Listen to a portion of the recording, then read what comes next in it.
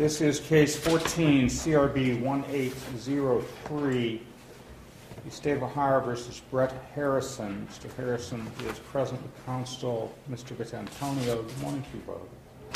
Mr. Holland is present as special prosecutor on behalf of the State of Ohio. Good morning, Mr. Holland. Who's appearing with you today? Your Honor, Dana Marie Pinella is co-counsel here with me today. And who's I've also got Mary Jo Johnson, who is the humane agent who investigated it. So she's at table on behalf of the state? Yes, sir. Okay. The matter is before the court today, scheduled for trial on two separate counts of animal cruelty alleged to be in violation of revised code 959.131 C4 and C5.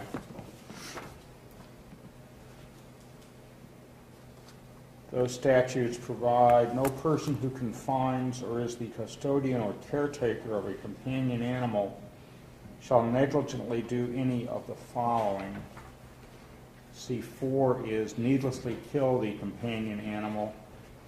C5 is deprive the companion animal of necessary sustenance, confine the companion animal without supplying it during the confinement with sufficient quantities of good wholesome food and water, or impound or confine the companion animal without affording it during the impoundment or confinement with access to shelter from heat, cold, wind, rain, snow, or excessive direct sunlight, if it can reasonably be expected that the companion animal would become sick or suffer in any other way as a result of or due to the deprivation, confinement, or impoundment, or confinement in any of those specified manners. Each of those is a misdemeanor of the second degree. The court has been presented this morning with a series of trial stipulations. I'm going to read those into the record so that the court record reflects those stipulations, and then I will proceed to opening statements from either side. The stipulations presented are the following. Now comes the State of Ohio and the defendant, both by counsel, and stipulate to the following facts and exhibits for the purpose of the bench trial scheduled in the above captioned matter.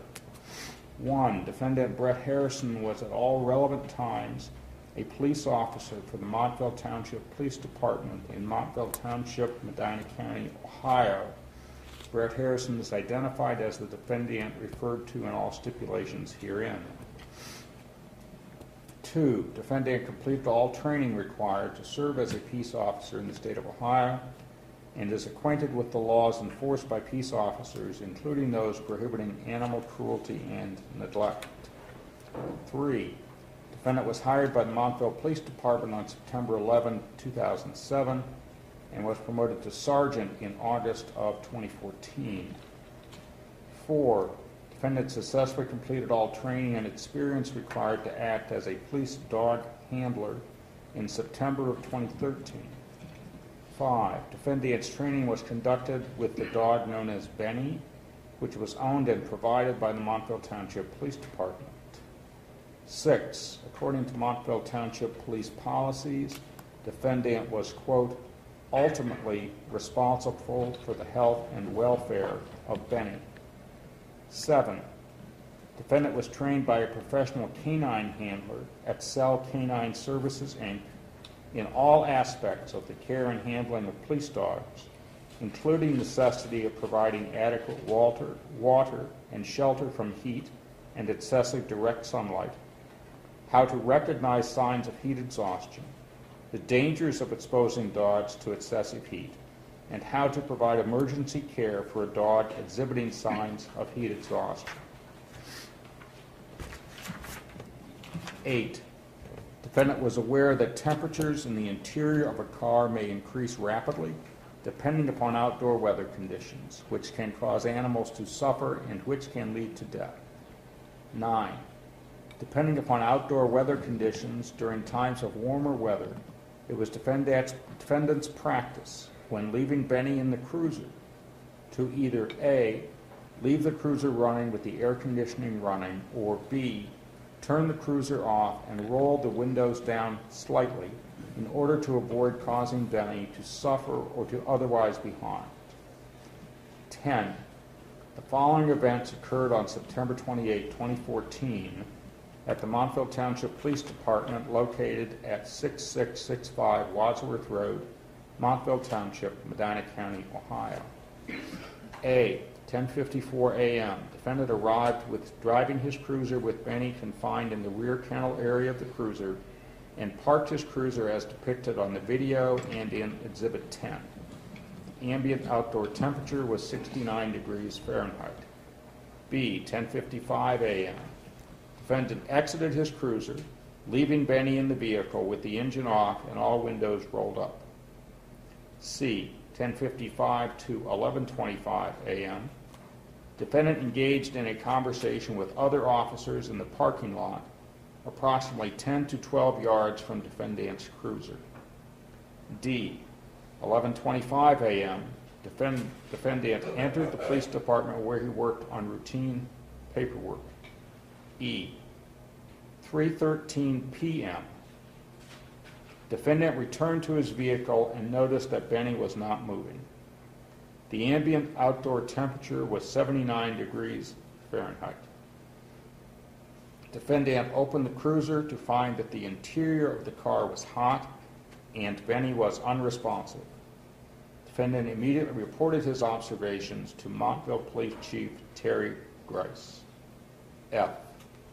The total time Benny was confined in the cruiser was 4 hours and 19 minutes. G. Benny died of heat stroke hyperthermia as a result of lack of adequate shelter during his confinement. H. Benny experienced suffering as a result of the conditions of his confinement. 11. On September 29, 2014, Benny was presented to Stephen Faust, Doctor of Veterinary Medicine, a properly trained, licensed veterinarian who is a qualified expert in veterinary medicine. Dr. Faust concluded to a reasonable degree of veterinary medical certainty that Benny died of heat exposure. 12. Defendant made public statements after the incident taking full responsibility for causing the death of Benny. 13. State's Exhibit 1, which is this, is the surveillance video recording the exterior of the Montville Township Police Department during the date in question, which depicts the events recited above. It is a fair and accurate depiction of those events and shall be admitted into evidence without objection. 14. State's Exhibit 2 is the 2-page histology report from the examination of Benny's body by Dr. F. Yvonne Schulman, DVM, after Benny's death. Dr. Schulman is a properly trained, licensed veterinarian who is a qualified expert in veterinary medicine. The opinions set forth in her report were made to a reasonable degree of veterinary medical certainty. Exhibit 2 shall be admitted into evidence without objection. 15. State's Exhibit 3 is the expert report of James C. Preuter, DVM, a properly trained, licensed veterinarian and expert witness in veterinary medicine. The opinions set forth in his report were made to a reasonable degree of veterinary medical certainty. Exhibit 3 shall be admitted into evidence without objection. 16. State's Exhibit 4 is defendant's certification of successful completion of training from the North American Police Work Dog Association. Exhibit 4 is a fair and accurate copy of the original certificate and shall be admitted into evidence without objection. 17. State's Exhibit 5 is defendant's certification of successful completion of training from Excel Canine Services, Inc. Exhibit 5 is a fair and accurate copy of the original certificate and shall be admitted into evidence without objection. 18. State's Exhibit 6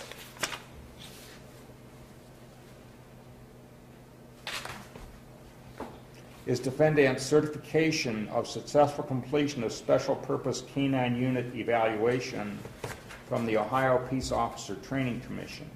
Exhibit 6 is a fair and accurate copy of the original certificate and shall be admitted into evidence without objection.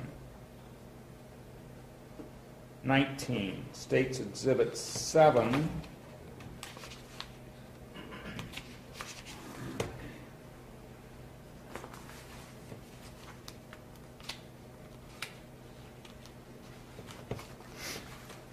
is a fair and accurate copy of the invoice for the purchase of Benny by the Montville Police Department and shall be admitted into evidence without objection. 20, State's Exhibit 8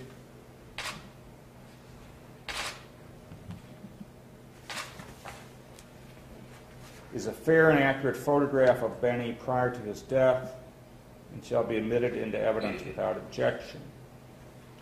21, State's Exhibit 9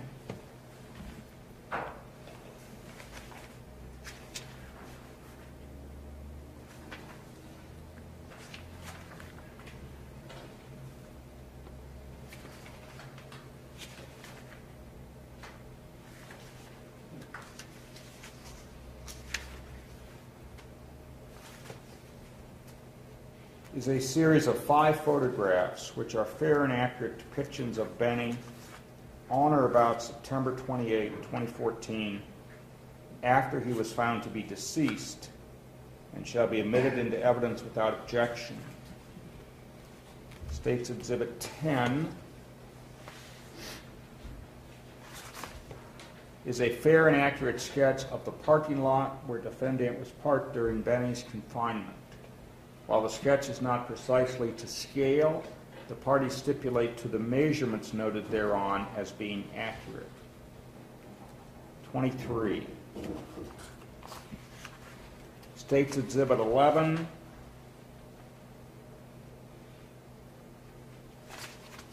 is a letter drafted by defendant to the Montville Township trustees regarding the events of September 28, 2014, which resulted in the death of Benny and shall be admitted into evidence without objection.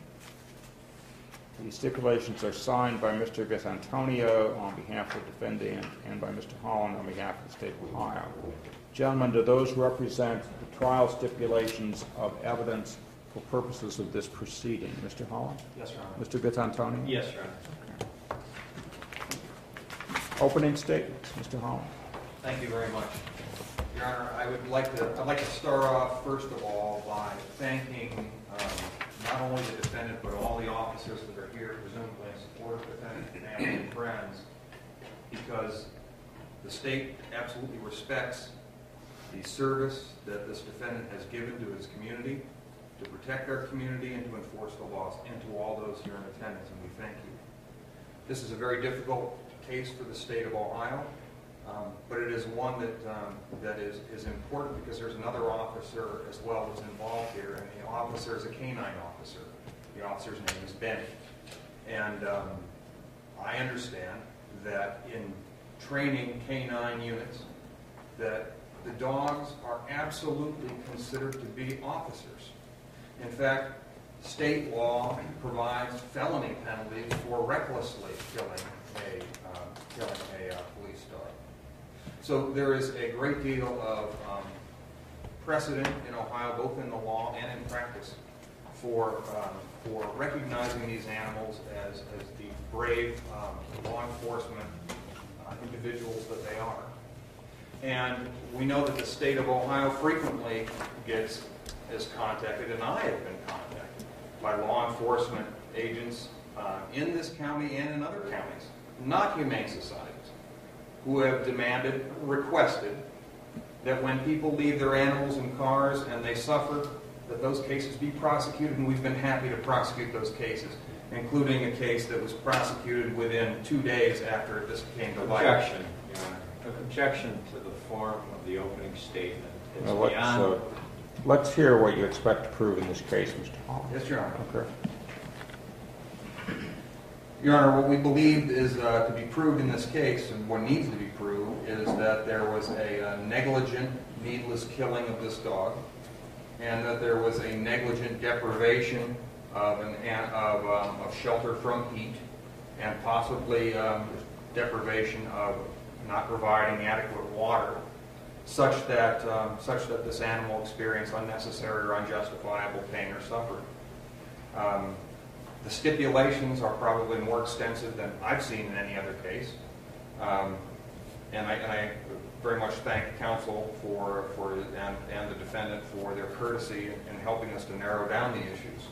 What we have here, Your Honor, I think is a legal argument primarily, because 99% perhaps of the facts are clear, and those facts are that this defendant has more knowledge than an average person who has an animal in their car, and therefore should not be held to a lesser standard, maybe to the same standard, but maybe to even a greater standard because of the depth of his knowledge.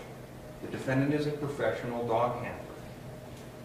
The defendant has a partner, and the partner's name is Benny, and he's responsible for the welfare and care of the animal. And on this date, according to the stipulations, on September the 28th of 2014, the defendant made a careless error. There is nobody who suggests that the defendant wanted to hurt this animal. There is nobody who suggests that the defendant isn't brokenhearted as a result of this. But the fabric of trust that is created with law enforcement in the community, I think, is broken when those individuals are not held to the same standard as anybody else, and they should be. In this case, Your Honor, the animal was left in the car for a period of 4 hours and 19 minutes, and counsel and I have both exchanged briefs on our understanding of what the law requires, and we differ very much. Counsel has indicated in his brief that he thinks that this is a different case than a case of a normal individual who runs into a store and leaves a dog in a car, perhaps cracks the windows, and assesses the conditions and decides that everything will be good enough, but they're wrong. Even though they might honestly think... Objection to the argument. Well, overruled. I'll let him argue it as opening statement as to what he expects to prove. But Your Honor, you want me to say the legal argument for the end? I can do that. Well, I want to say the legal argument for closing argument, but I'll do that. I'll let you make your opening statement however you wish to do so. Okay, go ahead. Thank you, Judge. Your Honor, I believe that what the evidence shows in this case, the evidence from the stipulations primarily, is that the defendant didn't just do one thing. That what counsel wants to suggest is that the defendant only did one thing. He accidentally turned off the engine of his vehicle before he went into the station for 4 hours and 19 minutes. I would suggest to you, Your Honors, that what the evidence will show is that the defendant turned off his vehicle, and then in the next minute he decided to leave the animal and not check on the animal. And in the next hour he decided to not check on the animal. And in the next hour he decided not to check on the animal until the entire period of time lapsed. It is a continuous process of neglect, Your Honor. It is a failure to realize that I have left a living thing, one of which I have responsibility for, in the vehicle. And as a result of that, the animal died. We believe also that the evidence will show that we have one witness that we plan to call because everything else has been stipulated to, and that is Paul Shaughnessy, who runs the K-9 service that trained Mr. Harrison, and we believe that he will reinforce what I've said before, which is Mr. Harrison was well trained. He was trained to break his old habits. He was trained to have new habits. And he had this animal, he's a K-9 handler for a year before this happened. We believe that in light of all of the evidence that you will find the defendant is guilty of these offenses. Your Honor, the one thing that I would like to do is I had not noticed this before being in court here this morning, but under count 2, it indicates that, that it says that the defendant did needlessly kill a companion animal in violation of 959.131C4. I believe to make that a more complete statement of the statute, we should say, did negligently, needlessly kill the companion animal. I make an oral motion to amend that count. I think that is consistent with our discussions in chambers and the briefs that we've exchanged. There should be no problem or no prejudice to the defendant at this time. Thank you.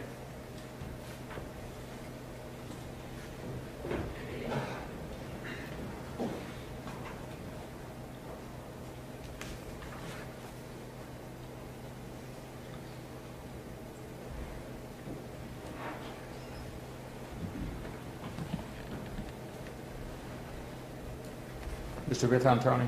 No objection.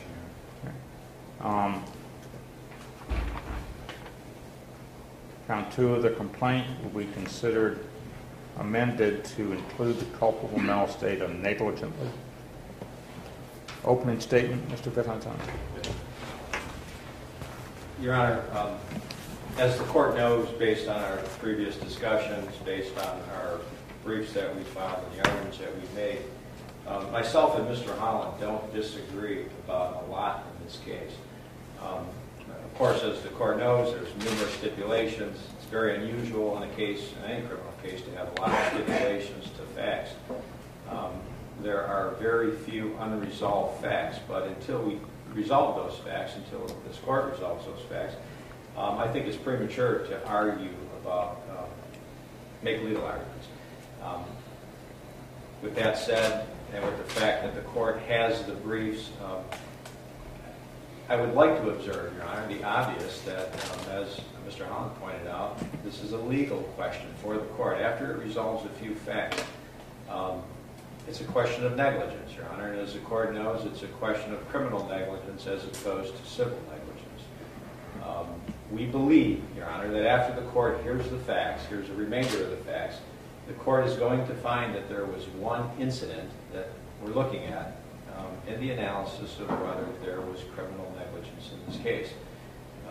For the reasons that I've laid out, that we've laid out in the brief, the trial brief, for the reasons that we will argue in closing argument, Your Honor, we believe that when this case is heard and submitted and all is said and done and this court resolves the facts and applies the law of criminal negligence, the court will find that Officer Harrison is not guilty of both of those charges, Your Honor. Thank you.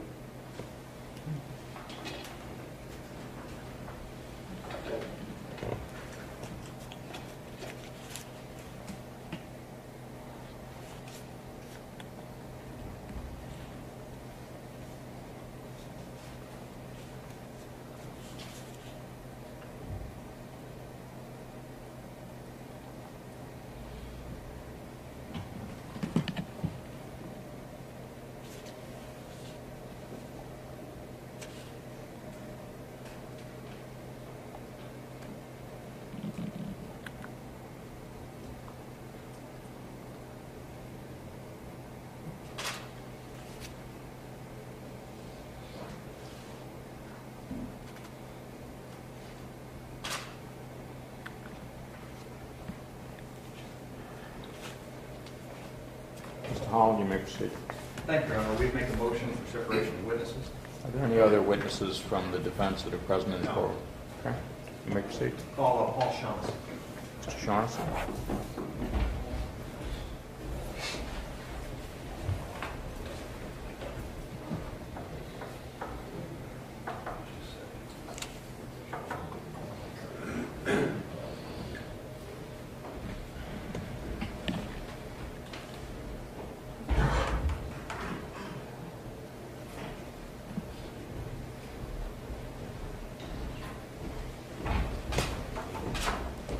Just raise your right hand.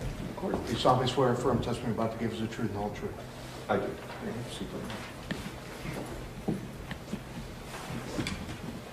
Counsel. Mr. Shaughnessy, would you please state your name and spell your last name?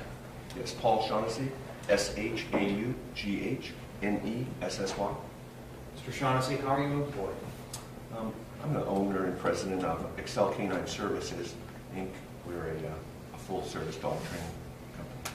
Okay. And how long have you been a dog trainer? I've been a dog trainer since 1998, and I started my company in 2001. Tell me a little bit about your background in dog training. I was a police sergeant. I worked for the Cuyahoga Metropolitan Housing Authority Police Department out of Cleveland. Was hired there in 1991. In 1992, I attended a dog handler school to be a dog handler. Then a short time later, I was selected to be a canine trainer for the department, and I went to different schools to learn how to train dogs and with their police dogs. And so is there any kind of certification that goes along with being a professional dog handler or trainer? I belong to the North American Police Work Dog Association. We have about 3,500 members throughout the country, and they offer an accreditation process for their trainers and master trainers.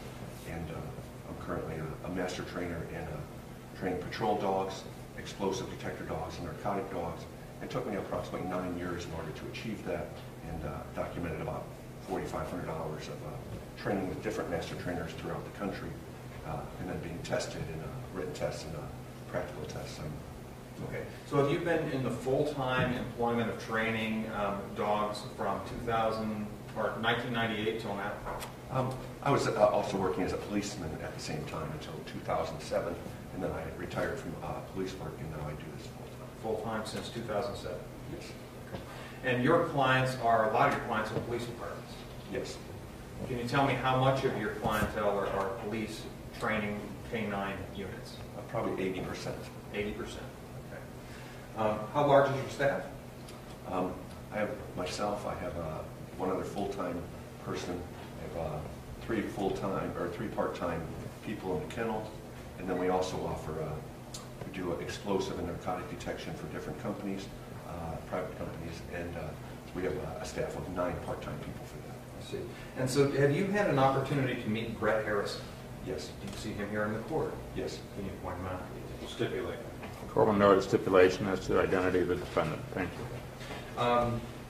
And how did you become acquainted with Mr. Harrison, or rather Sergeant Harrison?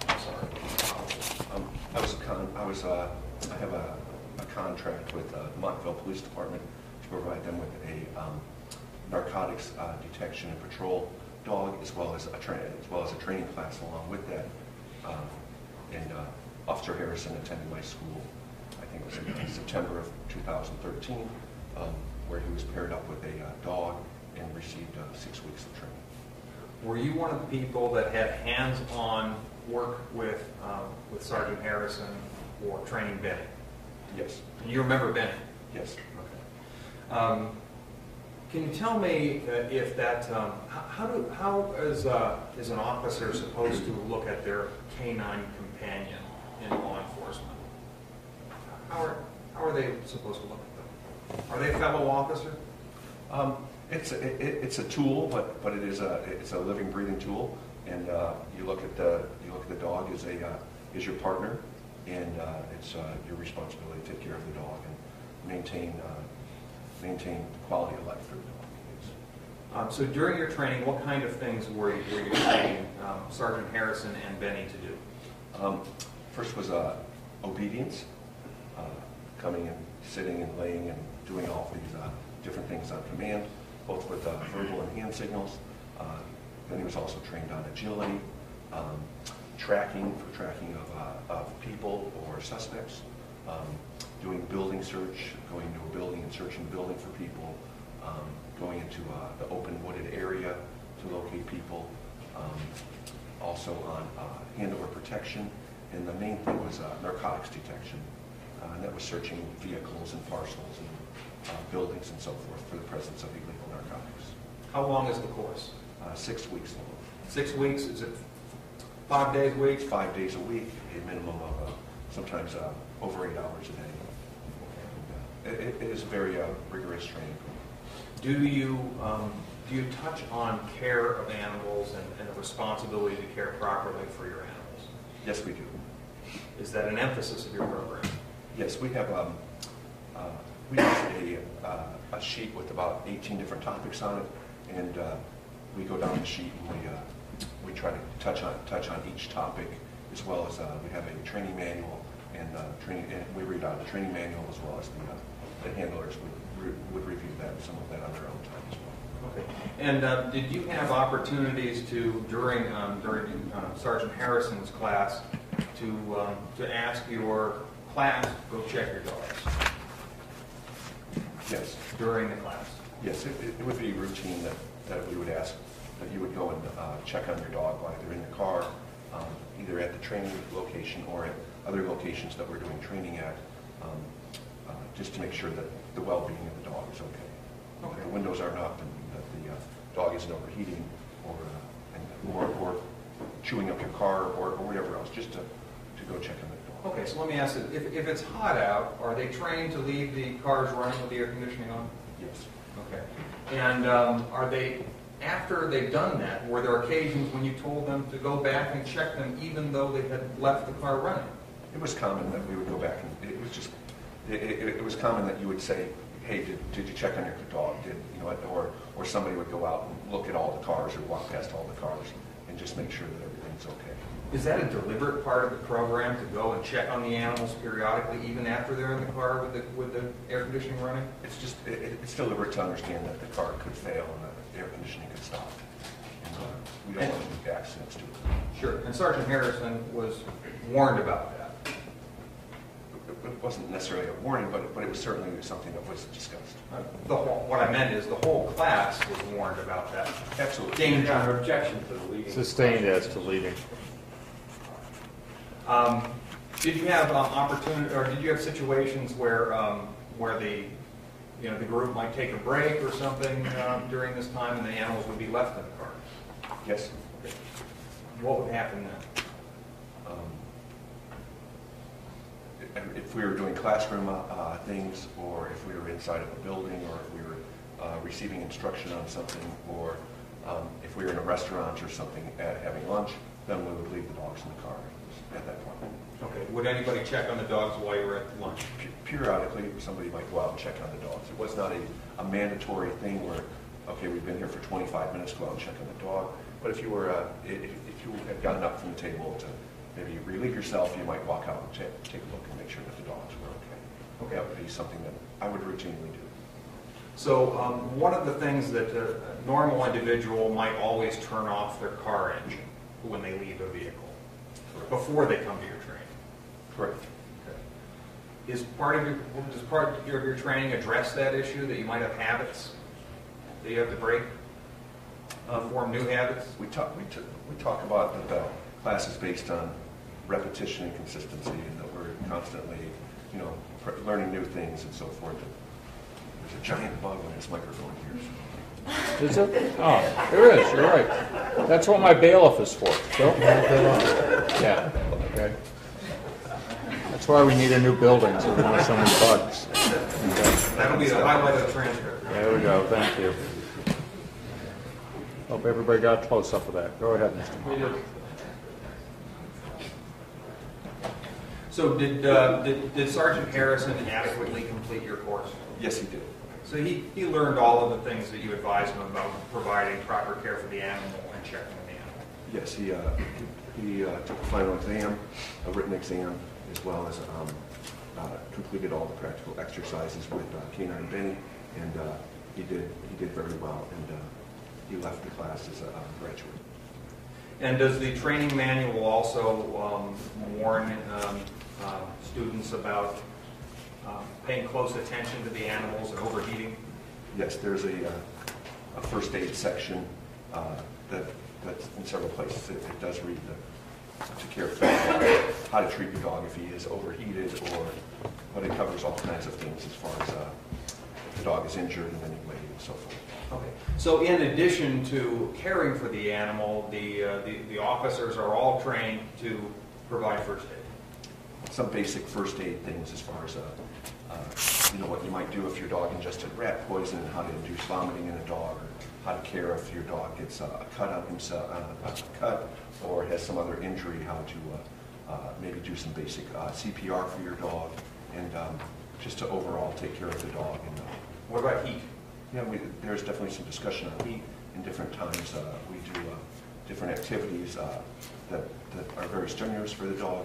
So we talk about using cool water on the dog's belly to cool it down rather than cold water, so that we don't prevent it, so we don't cause shock.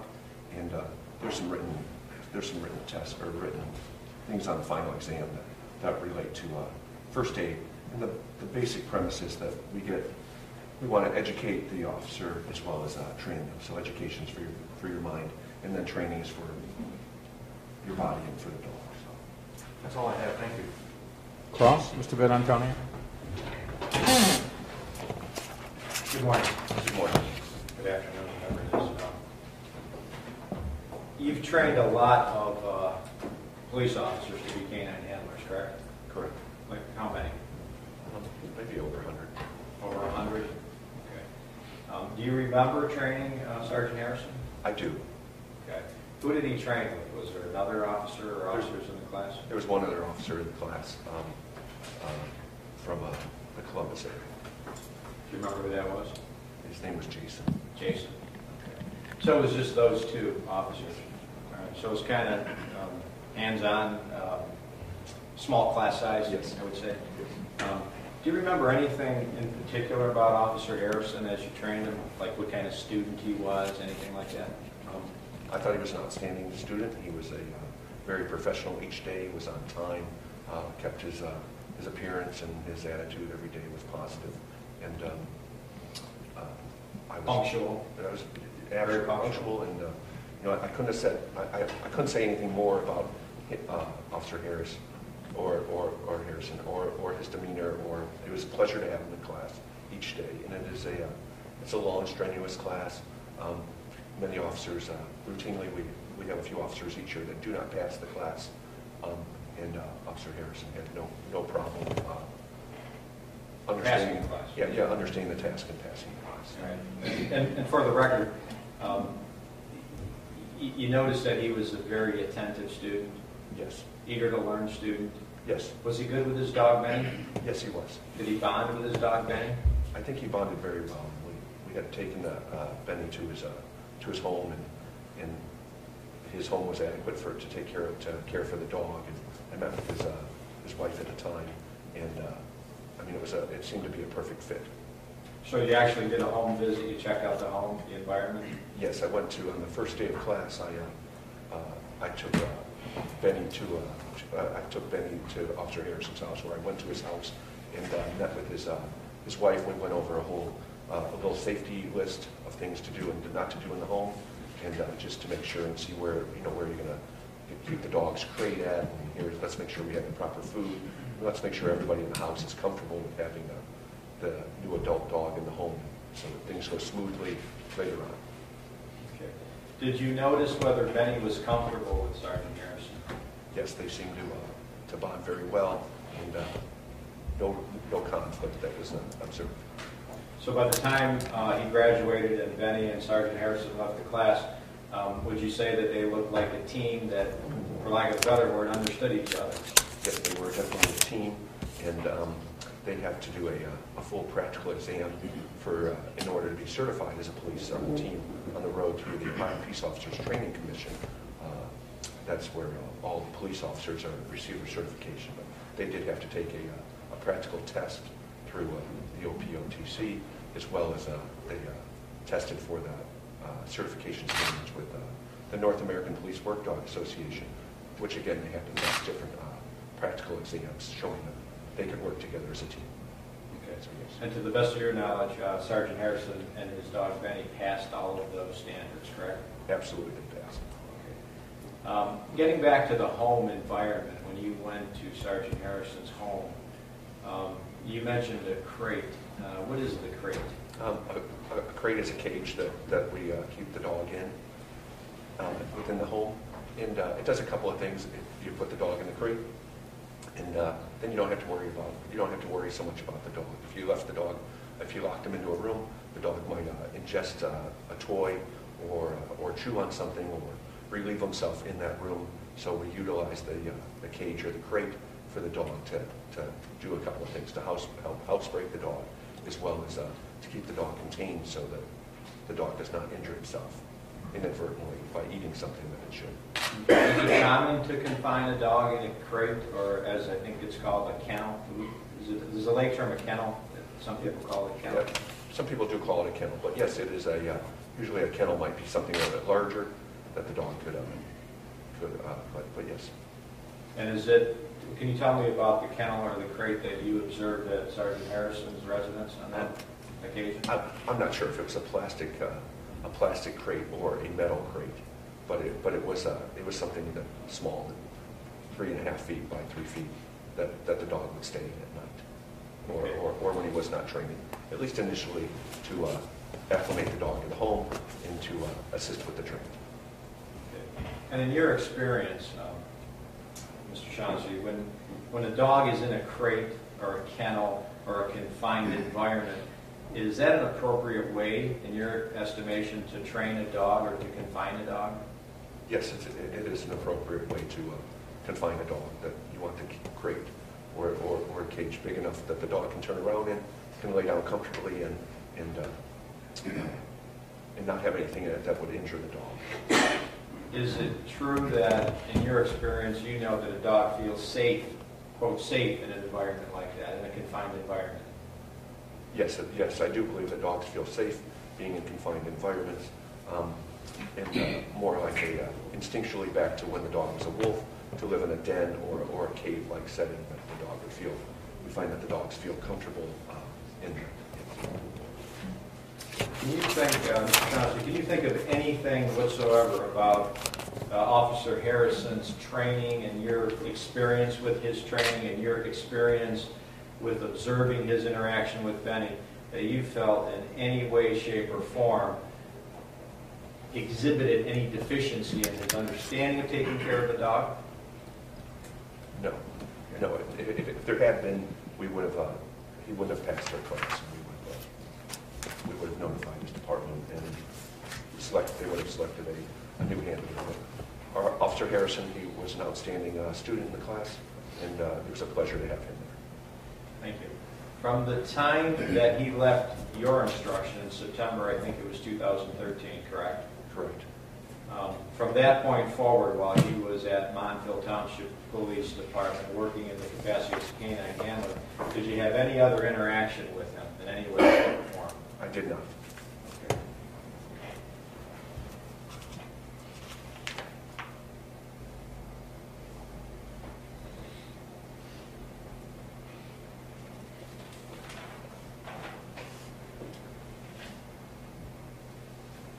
You indicated that part of the curriculum includes first aid training, Yes. understanding and reacting to things such as heat, exhaustion, or heat conditions for a dog, correct? Yes, the overheating of the dog. The overheating of the dog. Yes. You also testified about checking on a dog, did you not? Yes. Did the curriculum include anything in specific, anything in particular about checking on a dog? There's nothing written down that says that you should. There's nothing written down. There are references in the training manual identifying that the dog should be kept in a cool area, possibly with the air conditioning on, maybe the hood of the vehicle up so the car doesn't overheat. But there's nothing in the manual that says specifically that you should go out and check on your dog. In but fact, that would be a verbalization. We would discuss that. In fact, in the entire curriculum, in the entire written curriculum, including the test, there's absolutely nothing about the subject matter of checking on dogs. Isn't that true? That is true.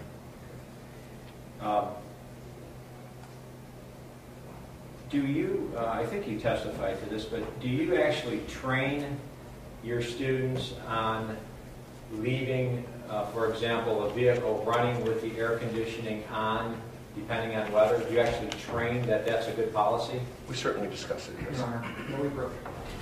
Sure. Yeah, there.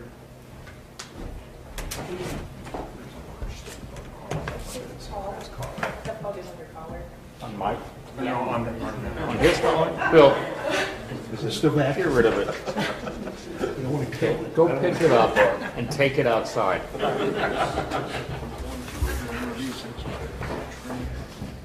All right. We want an anaphylactic shock reaction up here while he's testifying. Go ahead, counsel. So, just to reiterate, I think my last question had to do with anything in the written curriculum, whether it's instruction material or testing material, that specifically discusses, quote, checking on the dog. There's nothing like that, you said, correct?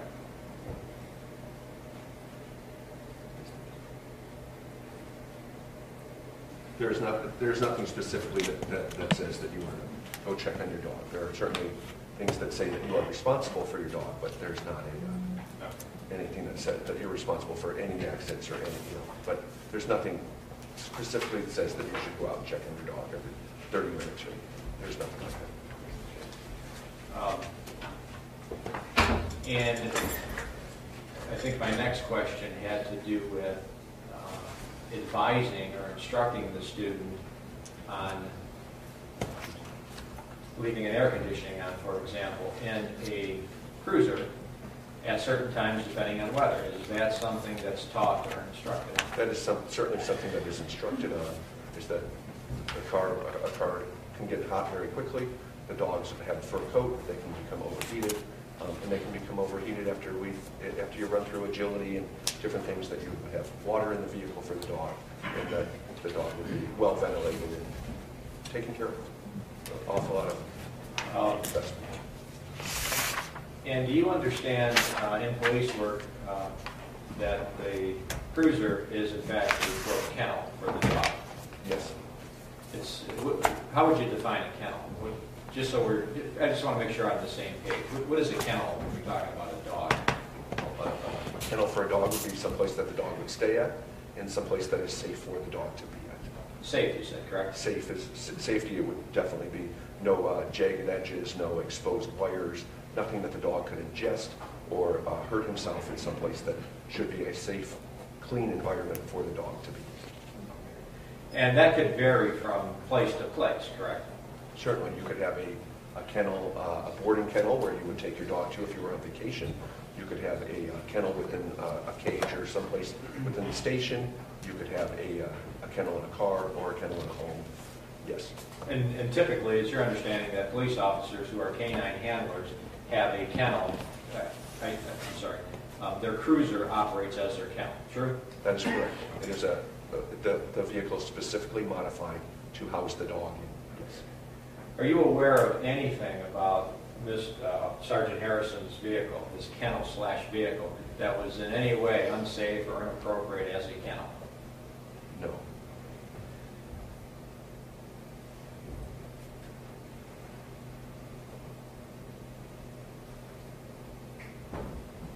Did you bring any written materials with you today?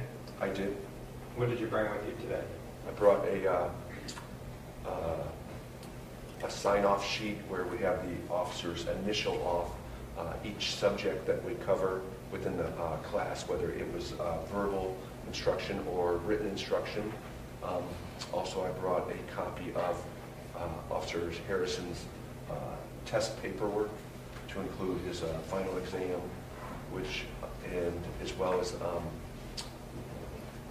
some excerpts from the training manual outlining overheating of the dog and ways of caring for the dog. Did you review all of those items in advance of your testimony today? I did. And it's true that none of those items referenced or discussed or mentioned anything about checking on a dog. Is that true? It does not mention checking on the dog. It does mention how you should prepare your vehicle, so with the windows down and so forth. But it does not mention going out and physically checking on the car. Give me an example as to what you just said about what it mentions about, for example, rolling down the windows. Yeah, it mentions rolling down the windows and leaving the air conditioning on. What about, so that would be an appropriate environment for a dog to roll the windows down a little bit and leave the air conditioning on? Absolutely. Maybe put the hood up so that you would so that the engine would stay cool and would not overheat. Sometimes our police cars, if you leave them running with the air conditioning on, it's pulling a lot of power and creating heat in the engine could overheat. So if you opened up the hood, then that would alleviate an awful lot of the heat from the engine compartment and keep the engine running smoother, and so the air conditioning would not fail.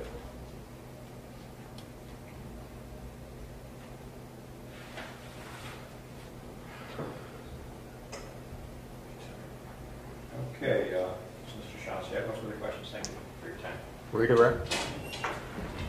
Mr. Shaughnessy, rather, I want to make sure that we're clear. The training is not just reading the manual. Absolutely. The training is not just reading the manual. It is, we talk about the last 25 years of experience of life and of being a police officer and being a canine handler, and we try to pass that on to the, so a lot of things are fluid. We're talking and discussing and getting ideas and so forth. And So the training that you give to these officers is very individual. It's very, very much one-on-one, or in this case, one-on-two. yes. Okay.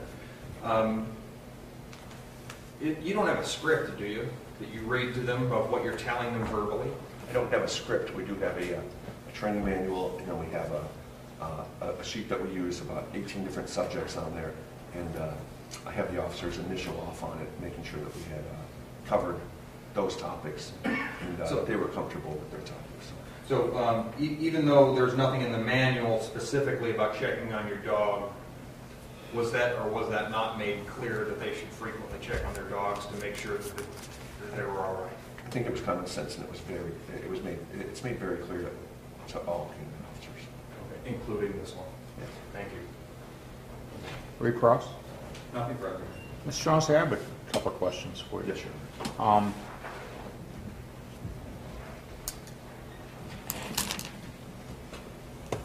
When you talk about crates for dogs in the home, okay. I have a good-sized dog. Keep the dog, and he goes in a crate at night sometimes, or even during the day sometimes. We have visitors and guests. Okay. But sometimes we just leave the gate of the crate open, and he just goes in there anyways. Correct. We're not putting him there. He just goes there by himself. Correct. That's because they feel safe in that It's environment? because they feel safe and through the, and they've had good experiences there. They might get treats when they're in there, and they just feel safe. And so I think dogs go back in there when the dog wants to get away from all the distractions in the home and all the hustle and bustle, and the dog knows, hey, I can retreat back to my kennel here. I feel safe. Yes. Now, when you are doing the training for Sergeant Harrison, is his police cruiser / kennel there with him for this training? Yes. Okay. So each day the dog would be transported back and forth from his home to the school and in the police car equipped. Okay. Now, in your experience, is it usual for food and water to be in the cruiser for the animals? It is usual that there would be water in the cruiser. I recommend that you don't feed the dog before the training class, and the reason is that your dog could injure himself, or there's a gastral distortion or bloat. Mm-hmm. So we don't want the dog to eat and then be out doing physical exercise just to keep the dog healthy. When you leave the dog in your cruiser for whatever period of time, would you normally provide food and water in that part of the cruiser while the dog's in there? You would have water in there for the dog. I would not have food in there, but I would have water in there and well ventilated. Well, okay, and so that would include like a water bowl or Yes. something that would Yes, be in of there? course. Okay.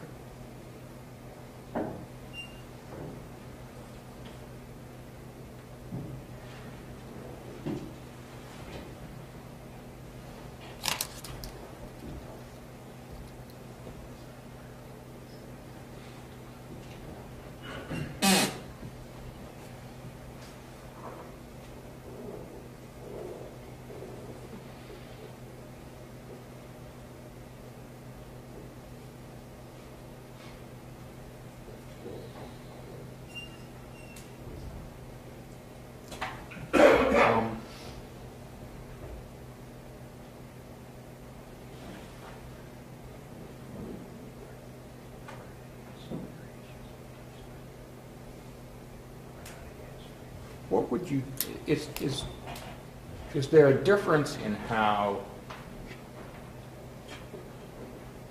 you would train someone to treat a police dog as opposed to a pet, a regular pet dog? In terms of care or sustenance or what you expect from them or anything of that nature? Well, yes and no. So I guess, Your Honor, Did you go to law school, Mr. Shaughnessy? No, I didn't. Because you gave a very legal answer, yes or no. I appreciate that. No, No, go ahead. Some of the training is definitely different. Some of the dogs are different. These dogs are what we call super high drive. That you would not leave toys out for the dog. If you put these police dogs in the back of a regular car without a adequate kennel for the dog to be in, the dog would chew up the seats, the headrest, would possibly ingest some of the cushioning, would put itself into danger by being there. So whereas most family pets are not that high drive and looking for their toy or looking to be busy, they might be adequate in a regular flat vehicle like a Blazer or a car or something. Whereas these dogs, they need to be into some kind of a kennel that would be adequate so that the dog would not chew on things. That's definitely a big problem. They chew on things and swallow them. They have to be then surgically removed, as well as we'd certainly tell you that on the windows, the windows have screens on them, so the dog can't climb out. And so then you could leave the windows down, fully down, and the dog would not be able to escape out of the car.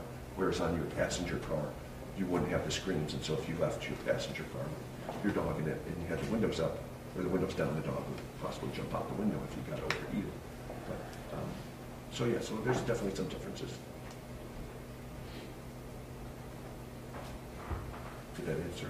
Yeah, that's helpful.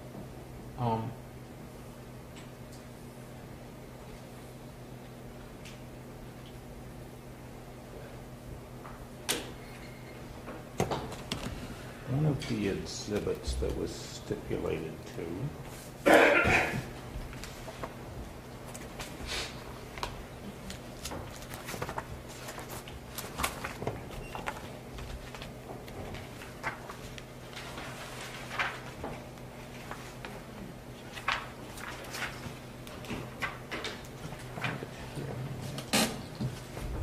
State's Exhibit 7 was an invoice from Excel Canine Services, Inc., that's your company, right? Yes, it is. To Montville Police Department.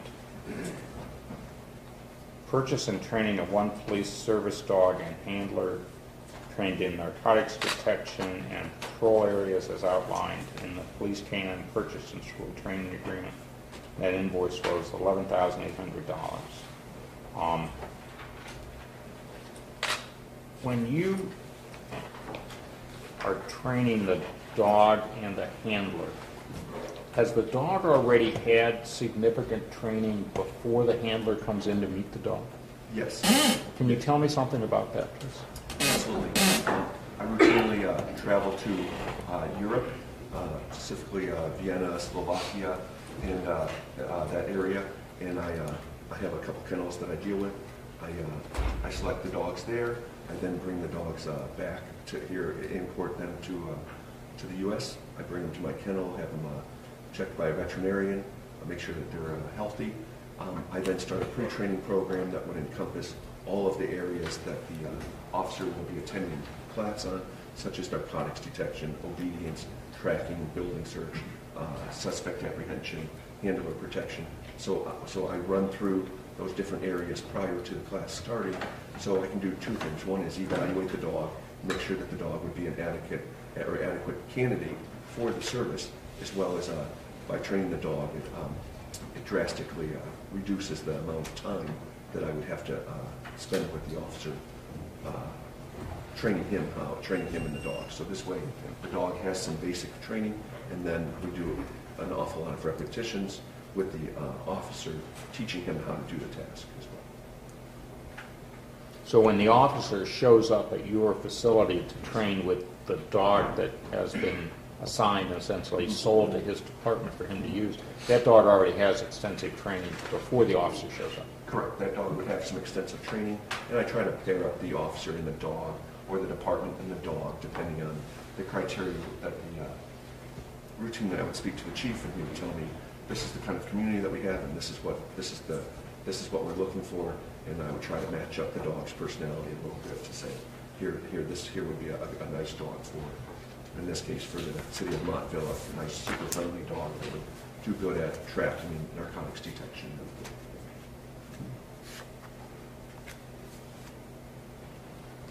All right, thank you. I appreciate it. You can step down. Thank you very much. Just step back outside the court. Anyone intend to recall this witness, Mr. Holland? No, Your Honor. Mr. Vittantonio? No, Your Honor. Mr. Shaughnessy, you're free to stay and watch if you want, or you're free to leave at this time. Okay. Thank you very much. Thank you very much. Thank you.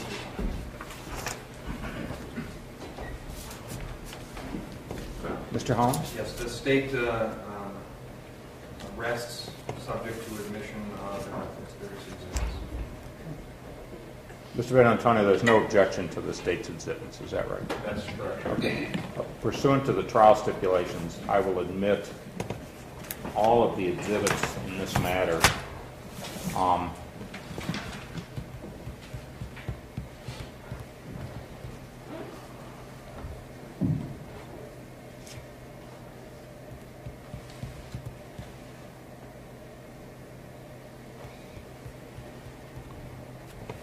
State rests. Yes, Your Honor. Mr. Vittantonio, Yes, Your Honor. go ahead. Anything you want to do? Yes, Your Honor. Well, the defense would move under Rule 29 for verdict of acquittal. Your Honor, I don't intend to argue that other than to say it's based upon all of the arguments that are made in the trial brief. Thank you. Okay. You wish to respond, Mr. Holland? Your Honor, no, I don't think so. You stand on your brief. Rule 29 at the close of the state's case is denied. Does the defense intend to present testimony, Mr. Vittantonio? Yes, Your Honor. You may proceed. The defense would call for Sergeant Harrison. Sergeant. Sir, if you raise your right hand, do you solemnly swear to affirm the testimony you're about to give is the truth and whole truth? I do.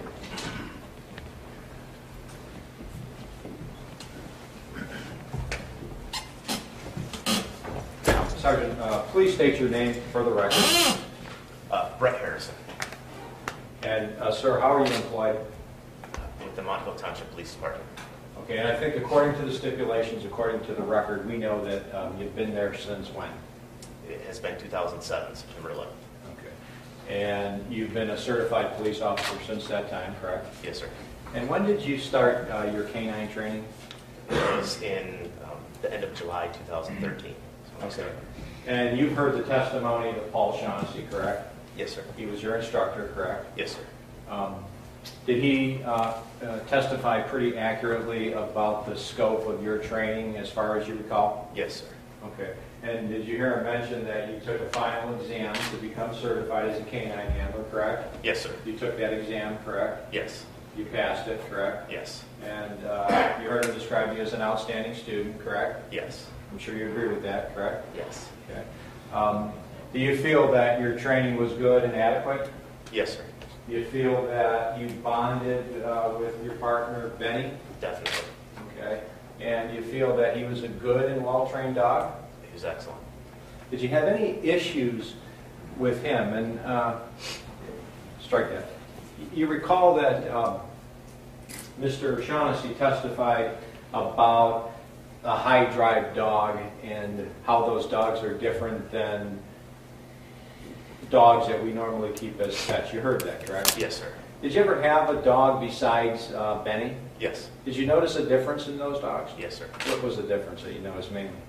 Benny was driven. When he wanted something, he was going to work to get it.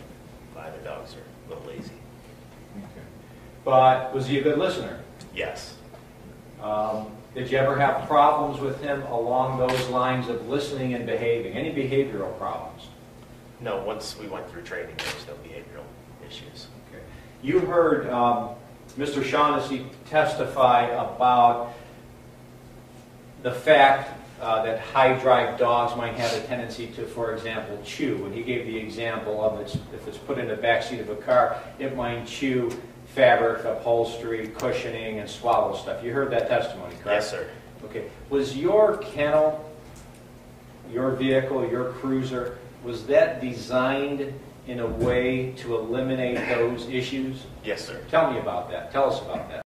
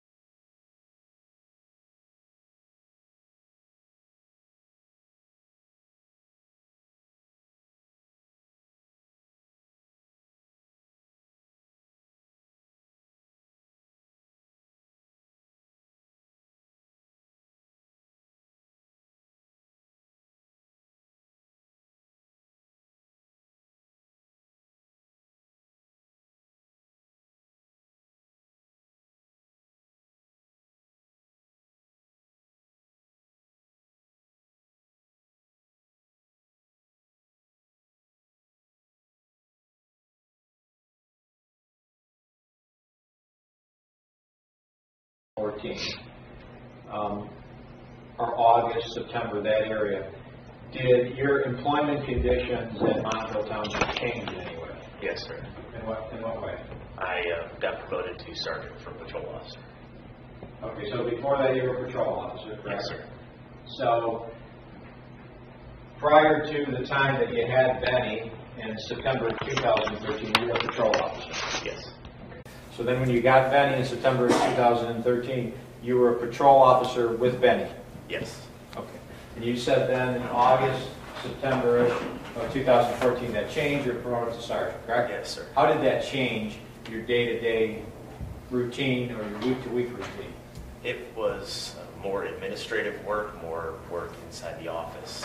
Instead of routine patrol, I would try to do that when I could, but there was more paperwork to be done. I was in charge of, during the week, around 5 or 6 different officers then on my designated shift or coverage area. So I was approving their reports. I was approving we do daily logs. I would receive a lot more questions from those officers regarding what should be done or what I thought about issues and things like that. So a lot more administrative stuff. So it sounds like, if I'm interpreting that right, you spend a lot more time. Objection. Sustained is deleting. Go ahead. So you just described to me how your day-to-day or week-to-week activities change, correct? Yes, sir. You said you had 5 or 6 officers you had to review reports for, correct? Yes, sir. Okay. And when would you typically do that?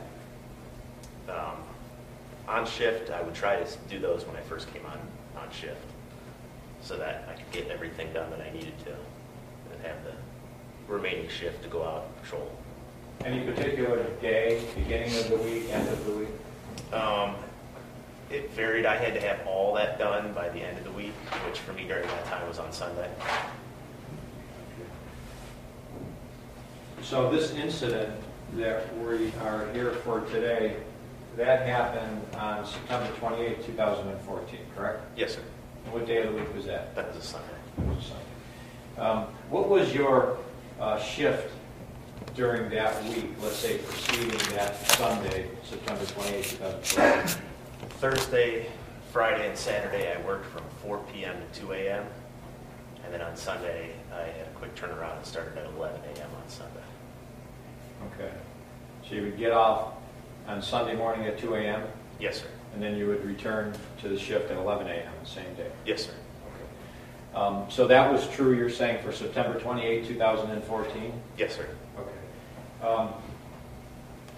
Tell us about September 28, 2014. How did your day begin? It started around approximately 7:30 in the morning. My wife was at work, so I had to take care of our 3 children.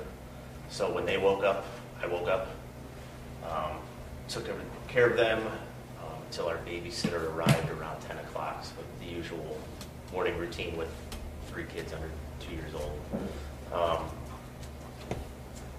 Then once the babysitter arrived, I went downstairs, got Benny from his crate in the basement, took him up, he went outside, drank his usual water from the dish that we have outside, relieved himself outside, and then I ran him a little bit, played catch with his ball and stuff like that to burn off some energy before we got back in the cruiser. I assume you did that while in your backyard? Yes, yeah. All right. And then what did you do? We got in the cruiser. I drove to the Montville Township Police Station approximately a few minutes before 11 o'clock in the morning.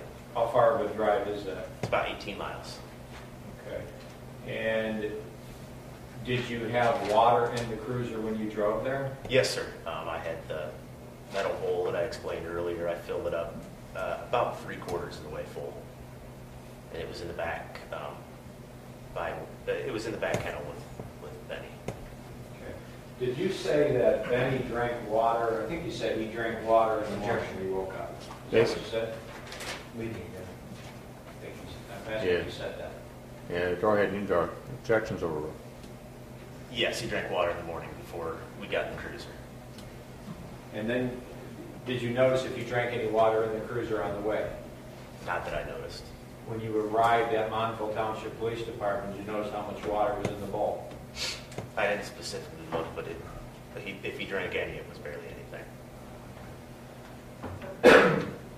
So when you arrived there, September 28th, at approximately what time? A little before 11 o'clock. Okay, what did you do? I backed my cruiser into a parking spot because there's no real shade in our parking lot, so I backed it in where the sun wouldn't be hitting the back window where Benny's kennel is. Was that your prior practice? Yes. Is that why you did that? Yes.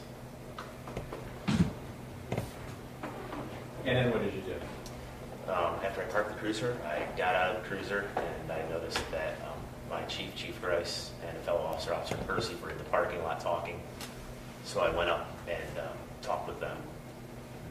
Okay. While you were driving to the station that day, did you assess the weather conditions? Yes. Why? For me and for Benny, because I didn't want either of us to get hot.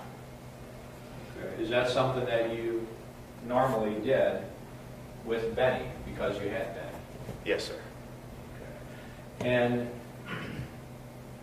what was your practice or protocol in terms of providing for the comfort of Benny based on the weather conditions? Walk us through that. Sure.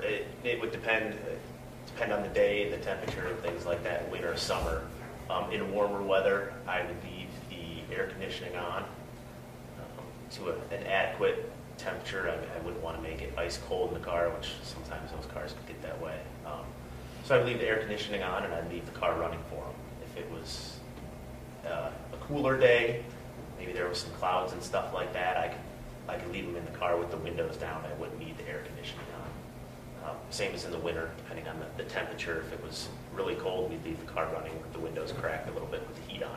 If it wasn't super cold, we'd leave maybe the windows up without the car running. It just every day seemed to be a little different. You just kind of judge it day by day. Okay. September 28, 2014, did you perform that analysis as you drove to the station? Yes, sir. What did you conclude or decide upon doing? What did you decide you were going to do? I decided on the way there I had the windows up and the air conditioning running because it was a warm day. I could have probably driven with the windows down, but if I do that, then the hair in the car, it's a tornado of hair in the back of the cruiser. It gets messy. So I had the windows up with the intention of keeping the air conditioning on. Okay. With the intention of keeping the air conditioning on when? Once I was at the station, the car was parked. Okay. What was your intention that day at the station? What did your day call for that day? I had a lot of paperwork to finish up, so I knew I'd be spending quite a bit of time at the station. Describe what was on the agenda for that day that consisted of quote, a lot of paperwork. I had myself a couple of OVI reports that I had to complete. I had arrested 2 gentlemen for OVI that weekend, so I had those reports to complete. As my duty as a sergeant, I also had other reports from other officers that they had done throughout the week to read, review, make any fixes, make sure everything was okay. We also have daily logs. Every shift you document on an Excel document what you do throughout the day, times, where you're at, things like that. I have to prove those, make sure they're correct spelling, that kind of things. As well as while I was there, I had another officer ask me some questions about court.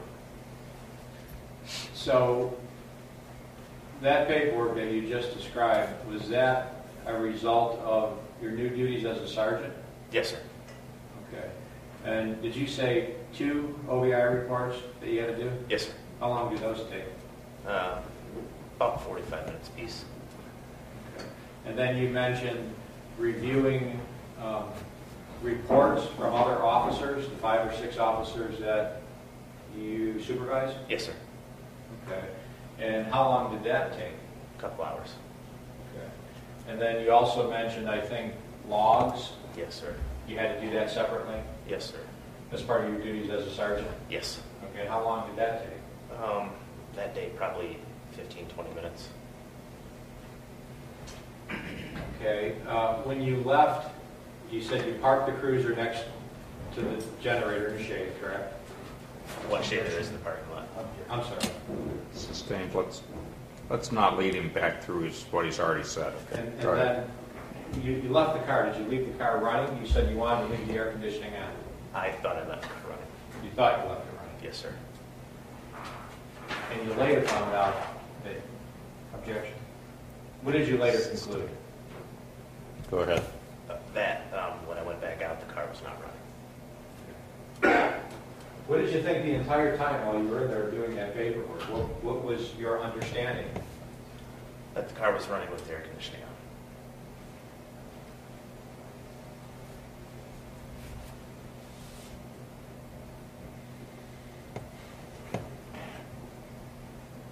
During that time that you were at the station, did anybody come and go? Do you know? Officer Percy was there at the beginning when I was there. We talked about some of his court cases. I think Officer Bennett may have come and went at some time, but I'm not sure. Do you know if anybody parked in or around the area where your cruiser was parked? That I don't know. Did you talk to Officer Percy when you arrived there, when you were standing outside? Yes, sir. For how long a period of time?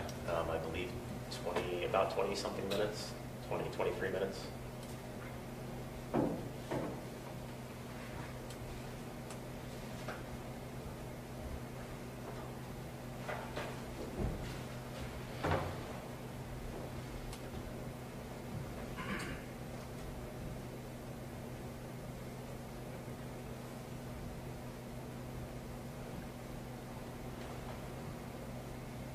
Sergeant, tell us, well, did you finish your paperwork that day? Yes. Finished everything? Yes, sir. Was there anything that you didn't expect that consumed your time while you were there doing that paperwork? Was there anything extra that you did? Besides the initial conversation out in the parking lot, I didn't know the chief and the other officer would be out there talking, and then Officer Percy asking me some questions about court. I could never expect he was going to ask me questions and talk to me about different things. Was everything that you did that day prior to going back out in the parking lot a part of your official duties as a police officer? Yes, sir. Was everything that you did required of you? Yes, sir.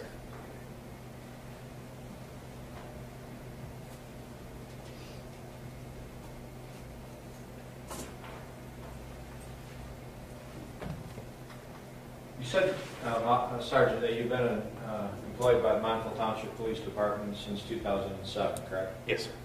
What about before that? What did you do before that? I worked a couple jobs here and there and went to school. Okay, and then you went to the police academy? Yes, sir. Okay, so Montville Township was your first employment opportunity as a police officer? Yes, sir. For the entire time that you were there, have you ever been disciplined in any way, shape, or form? Basis? Sustained.